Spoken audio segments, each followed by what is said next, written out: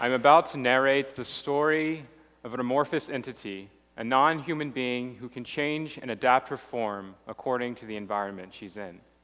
She can examine and react to past, present, and future conditions. She arrives on Earth in Charleston, South Carolina, a city where histories, events, stories, and people are nearly forgotten, erased from memory of humans and of the environment. A city that instead portrays itself as the representation of beauty for the sake of tourism, as if it were untarnished. She arrives at a time in which humans have forgotten the capacity to remember, and instead rely on the digital memory of technology, further disconnecting from themselves and the physical environment. Long before the conception of man, a curious, amorphous entity sporadically fluctuates in space between a solidified and liquefied state. The electromagnetic, psycho-receptive entity, lost as she seems to be, projects with her tailing cloud mass sailing in the vacuum of space. Several millennia later, she finds herself within planet Earth's thermosphere, frolicking in orbit between functional and obsolescent satellites, her cloud mass intertwined within crystalline photovoltaic panels. While in orbit, she begins to discern the frequency of satellites and perceives the artificial, interconnected system known to humans as the World Wide Web. She decodes millions of terabytes of data, nourishing on the overwhelming layers of information kept permanent in a virtual mainframe of intangible flux, disconnected from biotic life.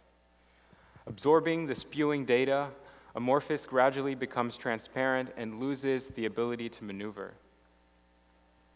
Feeble, indisposed, Amorphous failed to notice her gradual descent out of orbit.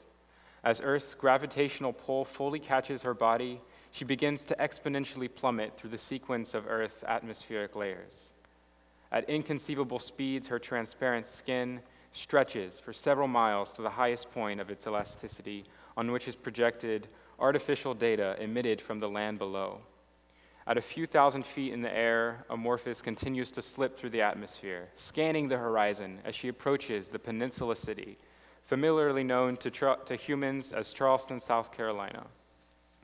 She is provoked by a location caught between the preserved historicity of a domesticated landscape, the incessant digital frames nested in seemingly infinite sequences makes Amorphous curious to understand their peculiar origin.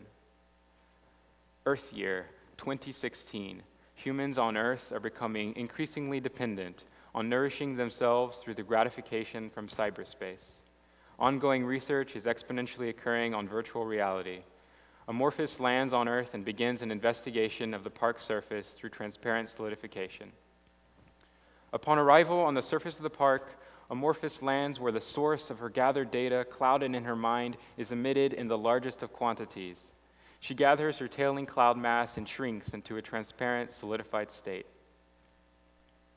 As she incubates the surface, she focuses on what appears to be a heavily vegetated area of land embedded with man-made structures, pathways, animals, indigenous and foreign biotic plants, and temporary visitors. For several years, she continues to incubate the surface as a solid mass.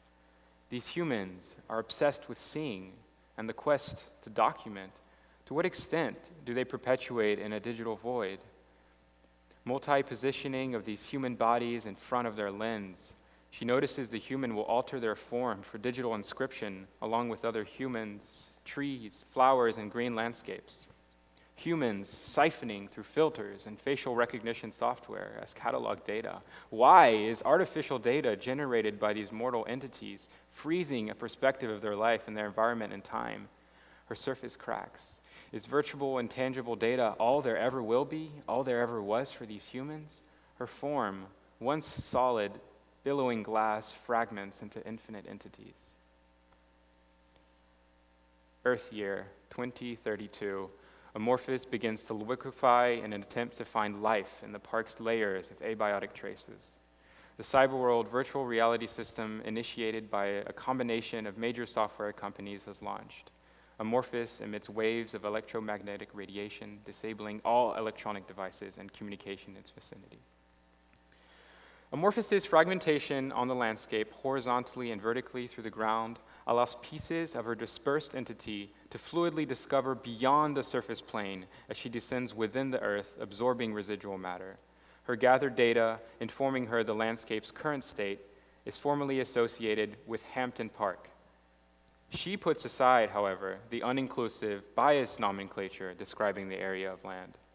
As the name Hampton Park derived from Wade Hampton, a plantation owner with the largest number of slaves in South Carolina.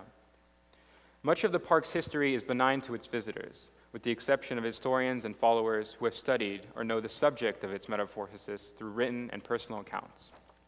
From marsh to Native American trading site to plantation, horse racing track to a prison of war camp, trade exhibition to zoo, to its most present state, a park where the events are now cataloged digitally rather than physically.